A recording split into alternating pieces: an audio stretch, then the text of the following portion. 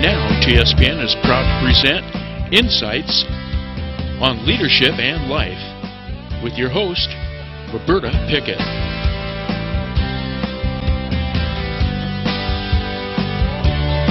Good evening, and welcome back to our new show on Insights on Leadership and Life. I'm your host, Roberta Pickett, Leadership and Life Coach and Joy Seeker. And tonight our topic is on small businesses. I believe that small businesses are really the backbone of our country and especially of our local communities. And I give a lot of credit to all the small business owners out there because I believe they're sort of like our, citizen army of leaders who stand shoulder to shoulder and really are there to provide the services and the goods that we need and that we desire. So I give a lot of credit to all those small business owners out there, and I wanted to talk to a few of them tonight. So with me this evening are three courageous souls, Linda French, Monica Benyon, and Andrew Tanis. So welcome to the three of you. Thank you. And I'm so glad you're here. Linda French is with Possibilities up in Pioneer, up country, and Monica Benyon with Going Postal in Jackson Martell, and Andrew Tanis with Tanis Vineyards, so down in Ione. That's correct. So welcome again. And I always like in this first segment to have the opportunity to find out a little bit more about you guys. So you'll have about 3.5 minutes each to tell us a little bit about your background and what brings you here. So Linda, you want to go first? Sure. I worked in the insurance industry for 25 years, and when I retired I decided I wanted to do something that I was passionate about, and I began learning about tea. It has become my passion for the last 10 years, and I had a tea shop in Old Sacramento for about 5 years, and then after we closed that, my husband and I moved up here. I traveled around, did a little work on tea events out of the area, in the area, wherever I could get it, tea education, tea programs, and then we decided to open Possibilities about a little over 7 months ago. I love it. I was so excited. Where did you grow up? I grew up in Fairfield in the Bay Area. Okay. And lived there until I actually retired and opened my shop in Sacramento and then moved to Sacramento. And you are also an author, right? Burgeoning author. Oh, a burgeoning author. Well, I say the same thing, but I'm proud of it. Yeah, that actually probably is my first passion. I've always loved writing, and I finally decided to do something with it, and I have one novel published on Kindle, and it's actually the first in a series, and I'm working on the second in the series now. Now, is it tea murder mystery? No, it actually isn't. It's basically women's fiction with a little poignant humor thrown in about friendships, family, and just getting through life. Oh, well, I'm going to have to read it. So what's the name of your book? It's the Maple Shade Inn series, and the first book is Meanwhile I Keep Dancing, and the second one is called It's All Relative. And It's All Relative isn't published yet? It is not. I'm still in the middle of writing it. Well, exciting. Yeah. I'll look forward to getting both of them. Thank so you. That's good.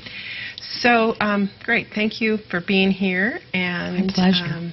Possibilities. I love the name of your shop. I love your shop anyway, but I love the name. Thank So you. it caught my eye first. So how about you, Monica? I originally grew up in Sacramento and met my husband about 10 years ago down in Sacramento. He was an Amador Buffalo, graduated in '93, so he is local up here. And about 9 years ago, he transplanted me to Amador. And I will never look back. It's absolutely wonderful. My careers have included everything from animal health technician, legal secretary, accounts receivable clerk, helicopter office manager, group fitness instructor, wine club manager, a wide variety of things that I have managed. And about 2 years ago, we had the opportunity to purchase Going Postal and jumped on that and took over from there. So it's been 2 years of living and working together. That has its own challenges, yes, it right? does. Yes, it does. We get a lot of customers in who, commend us for it, and they say that they've worked with their spouse for 25 years, and I ask them how they did it, and they say they usually have separate offices. So we're not that fortunate, but we do actually make a really good team. So we live just in Sutter Creek, and our family consists of 2 dogs and 4 cats. Oh. Yeah, those are our kids. And one's currently at the shop now. She comes to work with us right now. The other one goes to daycare because he's a pain in the tush sometimes. So, what kind of dogs do you have? We have corgis. Oh. Yeah. Very vocal, very fun. So those are the kids. Other than that, most of my 9 years up here have been spent, working with the community in a variety of different aspects, different jobs. So, but it's nice to actually be solid and in one place for right now. Yay! Well, congratulations on that, and we'll be talking more about that in a few minutes. So, Andrew, what about you? Well, I was born and raised in Central California, small town of Ripon, and after graduating from high school, went into college, took lower division at a junior college, and then went to Sac State to finish up in mechanical engineering, and liked Sacramento because in college, one direction, 1 hour one way is the beach, 1 hour another way during the winter is snow skiing. Exactly. And met my wife, settled into Elk Grove, and got into wine tasting, and found out, well, when I was in college I made beer, and got into making wine when down in Elk Grove, and just had a good time with that. So you would just buy a portion of grapes yep. and make your own. Yep. At that time it came out of Lodi. I knew some growers down in Lodi and started working getting them from Lodi. And, of course, my background is mechanical engineering, but I kind of moved out of that and got into middle management, worked for corporations, worked for in middle management as a factory representative on the West Coast. Last corporation I worked for was Alcoa. And during that time, I was making wine, having fun with it, and settled into, well, I found out about Amber County grapes. Really liked the product. Grapes were really, really good in Amber County. Got to know a couple winemakers up here, owners, and started purchasing grapes from them. And then decided to purchase property up here, built a place, and got ourselves established up here, and just started making wine. So Not professional really yet. started just as a hobby. Avocation, yes. As a hobby. Yep. I did not go to school for it. I actually read books about it and found out that didn't work. It's like cooking, It comes from the heart. Yeah. It's not it's science, but there's more to it. There's a lot more to it. And love it up here. Part of the community, do a lot of things with the community. Part of the I Own Rotary Club, work with them, doing a lot of projects. ICBA, which is I Own Small Business Organization in town, working with fundraisers there to promote the town and helpful organizations. Native Sons, same thing. We do the same thing with that too. So active in the community and always busy. Yeah, and you have a family? Yes, I do. We have 5 kids, and 5. yes, they all are part of the business. Well, 2 of them have already moved out, and the other one is about ready to. And of course, as they progress down, they've all learned part of the business, and they go, okay, now it's their turn. It's their turn. So, but yeah, it's all family business. Interesting. So, well, definitely want to hear more about that. So all of you have been, now, so you started as a it was just for yourselves, hobby, yes. For your family and friends. And at what point did you switch over to become? Well, what happened was I was crushing grapes. I didn't have my own equipment up here. We were already up here. I was borrowing equipment at another winery. There were 2 other winemakers there. Now, when we're all together at harvest, when you're pressing, juice is flying all over the place. We call it purple rain. And so we were all tasting each other's wines. And these guys go, wow, you make really good wine. You should go professional. And I always thought they were messing with me because, you know, it's a mess. And they go, no, you really make good wine. You should go professional. And so I thought, well, I never thought about doing that before. Why not? I'm already making the wine. Well, they didn't tell me the rest of it. That's the part they didn't tell me. And what was the rest of it? 3.5 years of paperwork and a lot of stuff to go through. I had no idea that part. But once I start something, I complete it. There's always a light at the end of the tunnel somewhere. And even though I didn't know where the light was at the time, I still went through it, and here I am today. So, and it actually paid off. So now I'm doing this full time and enjoying every minute of it. Wonderful. And so at what point did you have your first batch of commercial? Commercial wine was wine. our 2005 vintage. That's what it came out. 2005. So you created it in 2005. Right. And we've been open to the public a little over 6.5 years now. Oh, you have been that long. Yes. For some reason, I thought it was less than that, but that's great. And during that time, I was also working on the road, and then I had the winery on the weekend. And then about a little over 2.5, 3 years ago, is just doing full time now. Okay. So it was a lot of transitions, yes. as any business is, and we'll talk more about that in a few minutes. Right now, what we're going to do is we're going to take a little bit of a break, a commercial break, and then when we come back, we'll get more into depth about each of your businesses. So thank you again, Linda and Monica and Andrew, for being here this evening. And please hold on, come back, don't go away. We'll be right back after this commercial break. You're watching Amador County's local television network, TSPN. New insights on leadership and life with your host, Roberta Pickett. Welcome back to Insights on Leadership and Life. I'm your host, Roberta Pickett, and this evening we're talking about small businesses. I've got 3 guests with me tonight, Linda French, Monica Benyon, and Andrew Tanis. And this segment, I want to focus in on you, Monica, and Going Postal. So it's such a great name. I love the name. But it's a franchise, right? It is a franchise, yes. It's a small franchise, originally organized out of Florida by Marcus and MJ Price. They came from England. And in England, Going Postal is not what we consider it to be in the United States. So once they learned about what it meant in the United States, they thought that they wanted to give it an effort to change the connotation, change the meaning. Of Going Postal, what that means. Correct.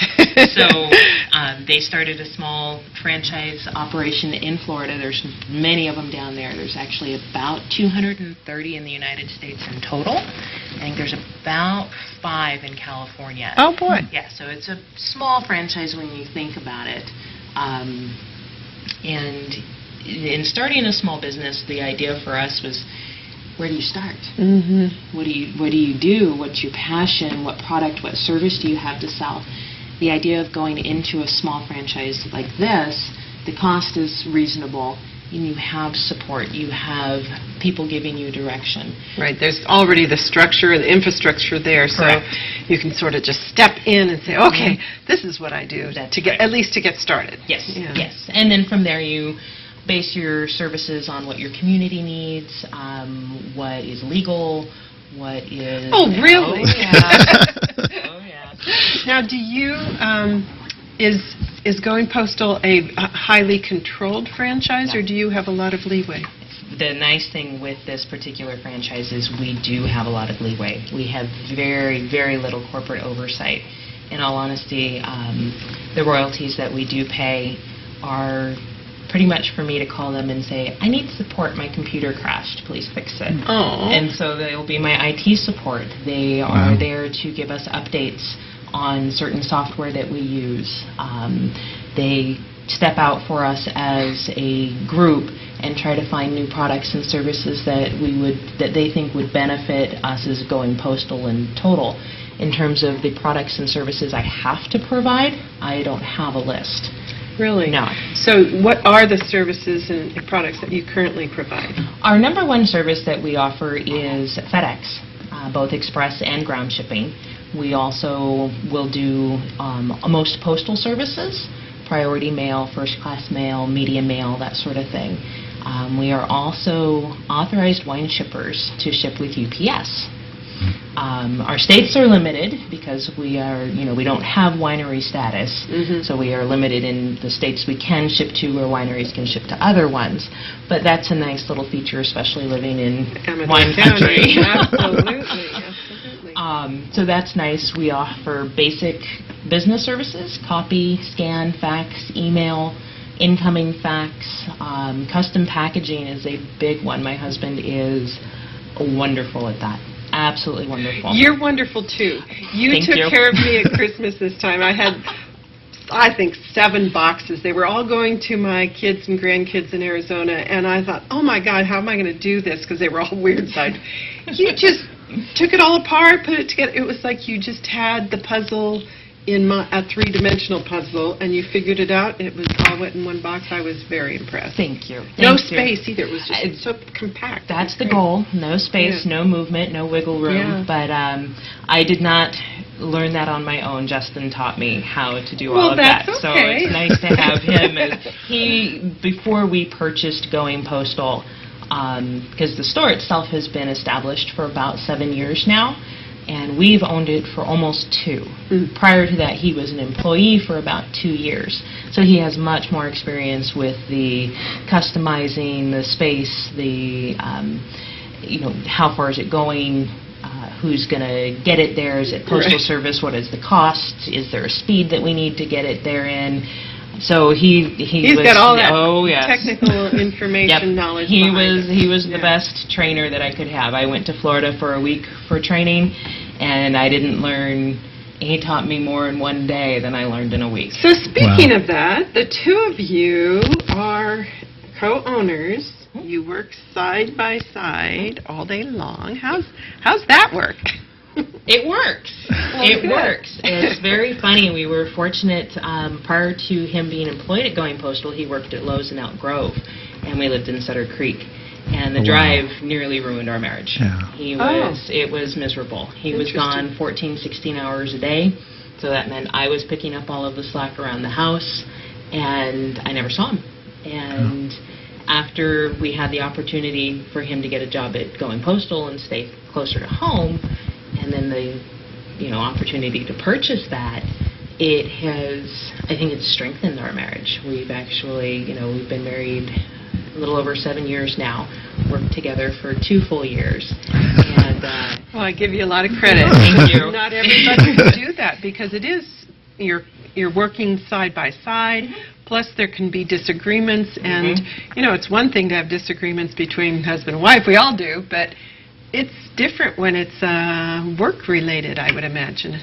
Fortunately, we both have our strong points. His, again, our custom packaging, the critical thinking on how to get a package safely and in one piece from point A to point B.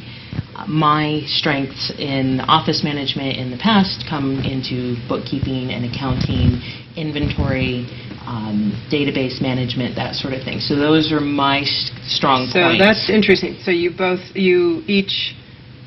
cross over, obviously, because you're both working there, but you have your key areas of expertise. Yes. Yeah. What do you enjoy the most about having your store? Funny enough, I actually enjoy the freedoms. I have been an employee, or was an employee, for a variety of different companies for a number of years, that you felt trapped. You felt like this was, you go there, you do 8 to 5, and you go home and you think nothing more of it. Owning the store and having that, I get freedoms. I have the opportunity to make mistakes, fix them, learn from them, and make things better. So it's not so much a physical freedom as an emotional freedom. Yes. And there is physical freedom as well. Having such a strong, good working relationship with Justin, he allows, there's time that I am allowed to, I teach fitness classes at Anytime Fitness in the mornings. So, my mornings are at the gym. We subcontract to a winery in Sutter Creek for their wine club management. Fortunately, most of that's internet-based, so I do it at the store. And we do all of their shipping for them. and it just works out really well. So I have the opportunity to consult more, do some subcontracting with other companies, which allows us to expand our products and services. Yeah, so you have a lot of flexibility Yes. in your time and what you spend it on. What you want to do. So what about the frustrations or the challenges that you face? What are the biggest ones for you as a store, as a franchise? As a franchise, I don't feel the number one frustration that we have as a franchise is the inability to offer our customers general UPS shipping. UPS, because of the ASO, or authorized shipping outlet programs that they have with the UPS stores that are located pretty much everywhere except in Amador County, which I'm okay with, they take going postal franchises as direct competition with the UPS stores. Therefore, UPS Corporation does not allow us to be shippers. So you have the wine shipping, that is a special project sort of a thing? Yes, because of the area that we live in. If I lived in, Nevada, it probably wouldn't make much sense for me to have an authorized wine shipping account. Right. But because of the area that we live in, we were able to work with UPS and get that. So that's one frustration, because a lot of the differences between FedEx and UPS is honestly the color of their trucks. So what about regulations? Do you have I would imagine you have a lot of the same regulations that the post office has, We right? have to follow every single regulation that the post office does, because we represent the products and services that they provide. We therefore have to follow every product or every regulation and requirement that they require. The other thing is because of our status as a authorized FedEx shipper, we are not allowed to ship any sort of firearm. It's not illegal to ship a firearm. I am not, as an authorized shipper, allowed to do so. So there's other areas within Amador County that are available to do that, and we have all their numbers, obviously, on speed dial. So that's something that... So the regulations, and there's other small things that, for example, perfume. Perfume is not supposed to be shipped. It is considered hazardous because of the flammability. Interesting. Nail polish. Oh. Yep. So no Mary Kay, no Avon, no... No, the person who is shipping those has to have a specific release through the Postal Service or FedEx, and has to send them a particular way with the proper markings. That's really interesting.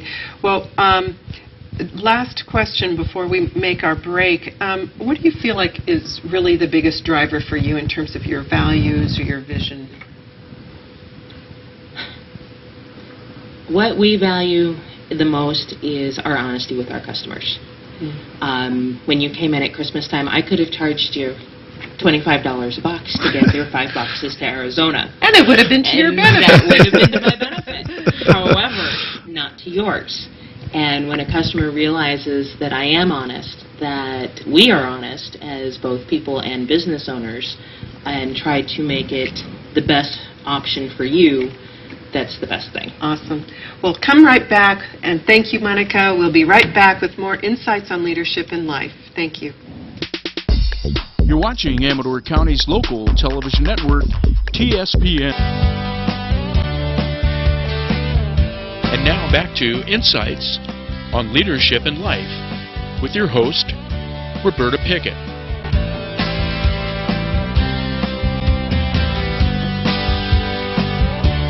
Hi, welcome back to Insights on Leadership in Life. I'm your host, Roberta Pickett, and we are talking about small businesses this evening. And in this segment, I want to talk to Andrew Tanis about Tanis Vineyards. And I'm curious, Andrew, about, on your business card at least, it says Tanis Vineyards, not Tanis Winery. What's the difference and why? Well, for one, Tanis Vineyards sounds better. We do have... More romantic. That's true. Yeah. That's true. And we do have vines on the property, obviously, but when you say, Tanis Winery, it doesn't quite flow, but Tanis Vineyards, like I said, romantic, it sounds nice, it flows nice, and everything else. And that's part of coming to, I guess, into the wine region, is the romance part of it. There's a romance all part of coming up here. That's true. I love that we have become a winery destination, a wine destination. I mean, I was going to say we're becoming, but no, we are. Really much so. When I first started getting grapes up here years and years ago, there was just a few of them.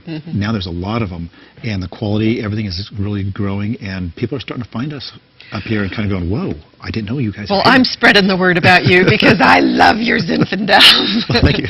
They are amazing. Just thinking about it makes me smile. Yeah. So you do have a beautiful product that you create, and I think you said, I think one of the times I was talking to you previously, you were talking about how there's a science to making wine, but there's also an art. I don't know a lot about wine, so what about all these flavor? It tastes like cherries or tobacco or chocolate, or what is all that? Well, one is, don't worry about it all. Do you like it or don't you, right? That's right. And you know what? That's a tasting note within itself. With every grape varietal has certain nuances of flavors. It comes from the skins, so like the cherry flavor, berry, strawberry, whatever, certain varietals will have those characteristics. Now, in a certain year, it may be more predominant than another year, so it will be more fruit forward or more forward than another year. So in the tasting, you can taste that and pick it out.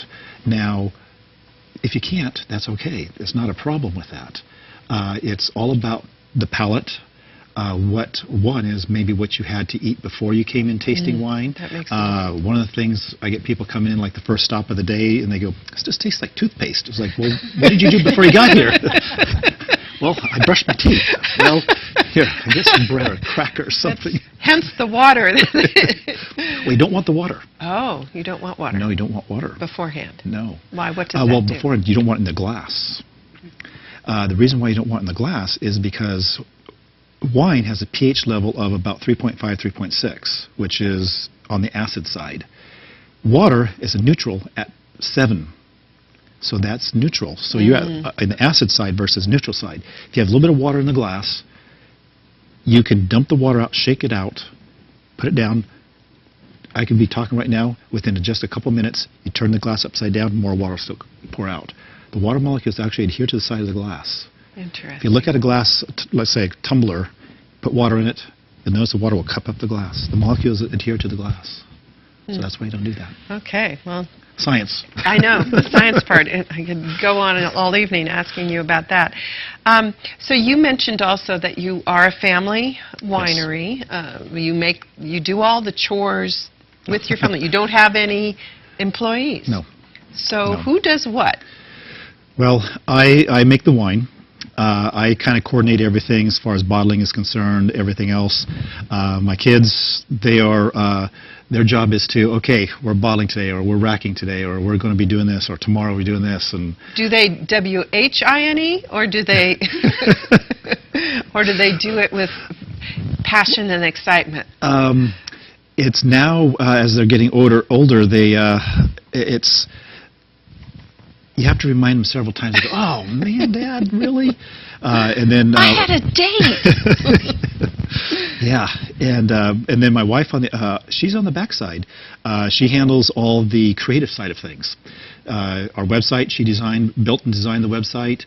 Our newsletters, our email blasts, she designs everything. She's very creative, has a very kind, loving heart, and compassion for people. And so she does all that, and she does the technical side of things. So she's on the backside. Great. That's her strengths, and my strengths is the making the wine. Yeah, well, good. That's great. What obstacles do you face as, I would imagine that especially as a new winery, there's a lot of competition. What obstacles do you have? There is a lot of competition, but you just have to be yourself. make a good product. When people taste it, they'll go, I really like this. And just be real with them. You know, you don't try to push things. People just, you know, this is who I am. This is what we are. This is what it's all about. You know, you have there's the other, you know, yes, bringing traffic in through the door, that's an obstacle because we're located kind of off the beaten path where we are. You're not in the Shenandoah Valley. We're on the outside. We're actually, you know, on the unincorporated area of Ione, and so we're kind of out in the middle of nowhere. But it's a beautiful area. When I first went there, it was like, wow, I had no idea, just going down this country road, and it was so pretty. A nice addition to Ione. Yes. Yeah. Very much so. Very nice area. So, some competition, but be yourself. What else? What other kind of obstacles or challenges do you face? You always have, every year you always have everything, from all the way down to weather. You're dealing with not enough rain, like this year. You know, rain was an issue. Yeah. Then you get too much rain, or you get an early frost. When the buds are breaking, you get early frost, knocks everything off. You're not going to get fruit from those canes that year. You have to wait until the next year. It could be disease. It could be, you know, there's all kinds of a new regulation that's put on you, or another fee is like, where'd that come from? Fee, or is that another name for a tax? Well, that's to debate now. Depends on who talks, who puts it on. Yeah. So, so there, I would imagine that there are a lot of regulations within the wine industry. Very much so. Very much so. Just from health and safety to begin with, or health purposes, but as also packaging and. It's everything is regulated all the way down to inventory of gallons on hand, gallons sold, everything, because everything's taxed. So you have to be very accurate with your records, and because they know exactly what you have. And they have any time if they want to come on by and that's take a the look. big they, right? The capital they. Yeah. I hear you. What's your favorite part about your business? The favorite part, I enjoy making the wine, but my favorite part of it all is working with the people in the tasting room. You'll get me in the tasting room. I enjoy. There's all kinds of people that come through the door. It's one of the things that we focus on is be real and love everybody, because you can come into a tasting room and it's all commercialized and no one knows anything. You know, you can come in and I can tell you if you want to know that vintage and what happened that year and everything else, I did it. You have the whole story. I can give you everything you want. Yeah. And I want people to feel comfortable coming in, and I get people that have never tasted wine in their entire life, and I was the first stop. And halfway through, they're going, you know what, can we talk to you? You know, I don't know what we're doing here. But, you know, and I go, that's okay. Don't worry about it. Let me give you wine tasting 101. Yeah, actually, it's a great place to start then for those who haven't. Yes. I love, it's very casual. It's small but intimate. I enjoyed going in and having you share the stories and explain it to us. It was really interesting.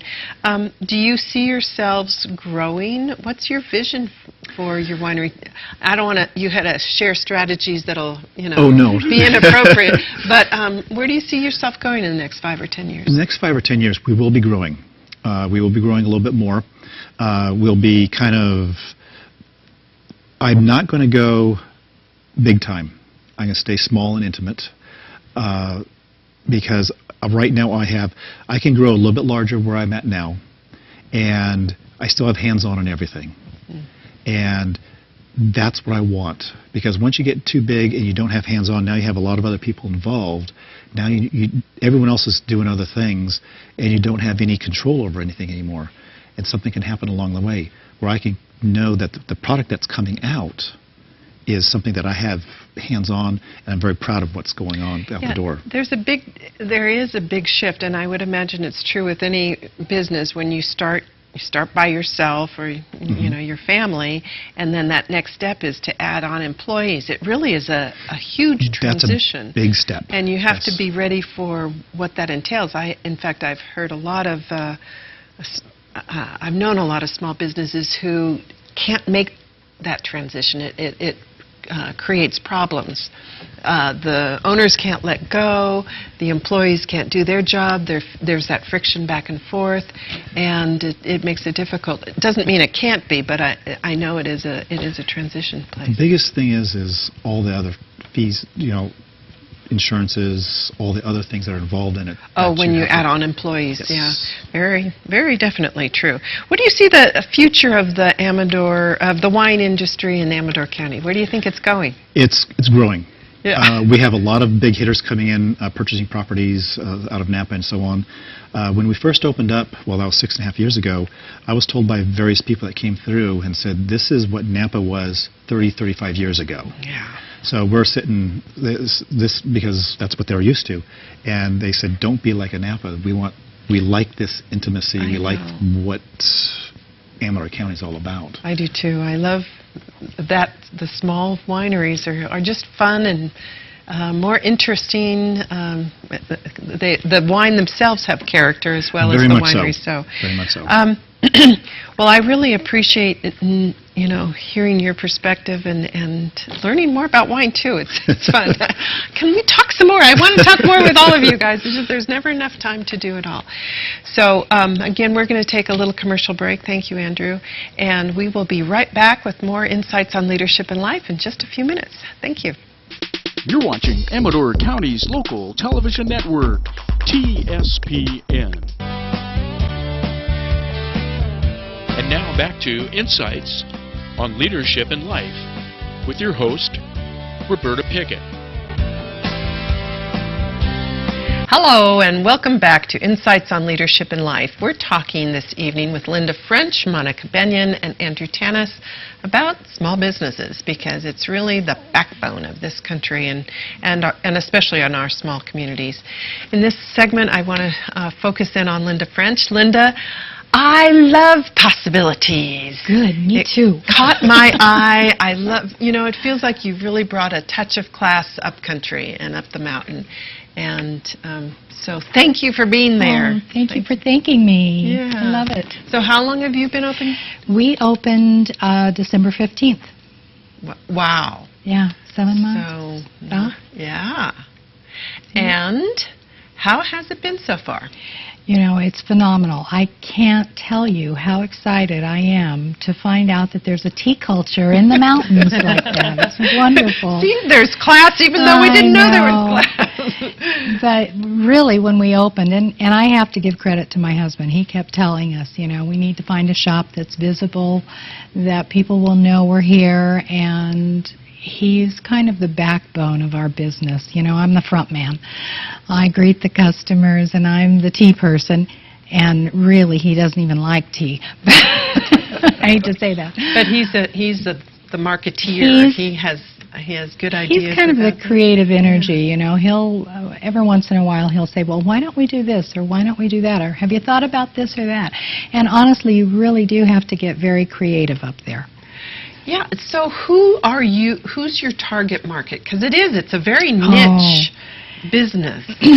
It is a niche business, but our target is really young people, older people, our neighbors, travelers coming through. Tea is actually the second most consumed beverage in the world, and the first is water. Well, that would make sense because there's large populations all over the world. All over the world. There are actually 92 countries all over the world now that grow tea. So it's becoming more so all the time. We think that in America most people drink iced tea, and it is true that 85% of the tea that is consumed in America is iced. But it's getting to be more and more that the specialty tea industry is coming along and teaching people about tea, and they're loving it. So let's say you've got someone who's a typical coffee drinker, and they see this thing, Possibilities, what's this? What can they expect when they walk in? I have a lot of people that walk in as a couple. One of them drinks tea, the other one drinks coffee. Oh, I don't want any tea. And I'll force it on them. You're so nasty, forceful. I am. Yes, I'm yes, just yes. nasty. But normally they'll, oh, well, that's pretty good. And then I'll lead them over to my shelf where I have pu'er, and I have a couple of blends that have actually tea and coffee blended in them, and they'll smell those and they'll go, oh, this is really good. Maybe I'll try this tomorrow morning, you know. And that's kind of an introduction. It gets them in the door. It gets them starting to expand their horizons a little bit, you know, not just being, and I have nothing against coffee. I was an avid coffee drinker until I couldn't because it was bothering me. But there are so many people that don't even know that they like tea until they taste good quality loose leaf tea. Yeah. So most of the tea or all of the tea that you sell is loose leaf? All of the tea. And from what I understand, it's actually quite a bit less expensive to buy than coffee. Oh, it really is. I mean, they look at a small package, 2-ounce package that's, you know, like this, and it's $7, and they say, well, I can buy a whole pound of coffee for $7. Well, you can, but can you get out of that 2-ounce package, can you get 24 first brew cups that can be re-steeped 2 or 3 or 4 times? No, you can't. So, you know, a pound of coffee is not going to give you 200 cups like a pound of tea is. There is so much to learn, and now one of the things you do is you have classes about tea. Yes, we do. Tell me about that. That's pretty much what my passion is. I love sharing tea. I love sharing the information, and we teach tea. I have once a month I have a tea class. This coming 26th we're having a magic carpet ride to India and the Himalayas. Ooh. And we will be tasting teas from those regions, from Tibet, Nepal, India, Darjeeling, Assam, and we will be pairing little small tidbits to eat with those teas. I mean, it's just like with the wine. I mean, you have the same nuances, the different complexities of the teas. So you might pair a white tea with something lighter and a black Assam tea with something heavier or more spice. So you have the same concept. And people don't really realize that, you know, tea and food pairing has been going on for 5,000 years. Yeah, I went to one of your workshops, and I loved learning. I mean, not only the different flavors, which were so diverse, but also learning about the medicinal or the beneficial qualities of each of the different types of tea and how it can potentially be of benefit to it's your very body. Yes, it really is. Cool. When they first started drinking tea, when it was first discovered, and they say around 5,000 years ago, for the first several hundred years it was used strictly as a medicinal. And there is a saying that a cup of tea will surely starve the apothecary, and it is so true, because if you drink tea for health, you're not going to be disappointed. Interesting. Very, very, very interesting. So, do you, is all you sell tea, or do you have some other things? We have some other things. We have all the tea accessories as well, and we have some gift items. My husband's an artist, so he does some stained glass work, and we have some pretty little lamps that are built with teapots and teacups, and they're very cute. But mostly our focus is tea. And that's usually what people come in for. They come in to buy good tea. So similar, I guess, in like a wine shop where, you know, you might have the wine, and then there might be some wine accessories or wine-related gift items. And a lot of people, they're coming items. in and they're not familiar with loose leaf tea. I mean, they've been used to getting their tea from what I call, the dust, the swept up dust. But that's such a terrible image. I know, it really is. But basically that's what it is, because it's all of the siftings out of the quality tea. It falls through these screens, and that's the different grading of the teas. And then when it's on the bottom, that is what is called dust or fannings. In the industry, that's what it is called. And it's not a bad thing. It's a different market, and it has its value. But that's what goes into your tea bag. So you open a tea bag after you've used it, and you just get mud. You know, you open your infuser after you've had loose leaf tea, and you get these beautiful, wonderful, large leaves. Yeah, I remember one Christmas my daughter gave me, I guess they were called flowers. And so you open them, you put them in your hot water, Right. and they literally blossom it. They were do. Those are beautiful. hand sewn. Yeah. They take the tea leaves and they actually hand sew those around a blossom or several blossoms. And when you put the hot water over, they just start dancing in your It's glass or your lovely. cup. They're just gorgeous. And a beautiful gift, too. So, my understanding is that you also market, you ship things out. You Yes, do things we do. online? We just recently started tea clubs. We have a tea club for people that live out of our area, and they can go online and sign up for that. And every month they will be, it's just like a wine club or something like that. They get shipped tea, and we will include information. They get an online access to a specific members-only page. And we have it for our local customers as well. Oh. They are near us, so they can come in, and they'll get their little bag of goodies. Interesting. Yeah, and they So also there's get a discounts. better price than by Right, being they part get, of the tea club. Right, and they get discounts in our shop. They'll get a tea card that gives them discounts in our shop or online shopping. Very nice. So What's your vision for your little shop? my vision is, well, it's like a little home. And I want everybody to come in and feel very comfortable. I want them to feel like that's their place. I want it to be kind of a little community place where people can come and have classes. Other people could have classes. They're artists if they want to come in and teach something. What kind of classes do you have there right now? Well, right now we have yoga on Thursdays. And once a month we have a women's circle. And we have a book club that comes in. We have a writers group that comes in. And then our tea classes. So there's, the atmosphere itself is so lovely. You walk in and you just feel like, I feel at home, or I feel very relaxed and comfortable. It's very welcoming. And so to know that there's all these little classes going on is great, too. How can people find out about these events that you have going on? Well, we have our website. I put out a newsletter once a month as well, and that has our calendar on it. They can go to the website, give us a call, sign up for the newsletter, and I'm always in your face with what's happening. I love it.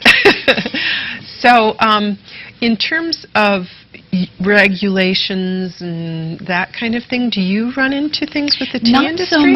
Not so much up there. Tea is a food product, Uh-huh. So it is not taxed. Actually, it's like a grocery item. Okay. Now, if you sell prepared foods or teas or something like that, you are going to get taxed on that. So the iced teas, like when people do come in and That's get an iced tea, taxed. that's taxed. Yeah. Right.